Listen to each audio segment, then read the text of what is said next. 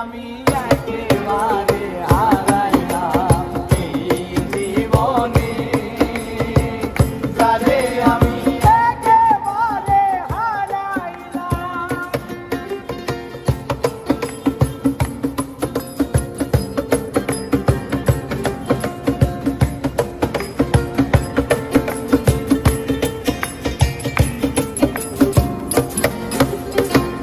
কোন মুখে দাঁড়াইয়া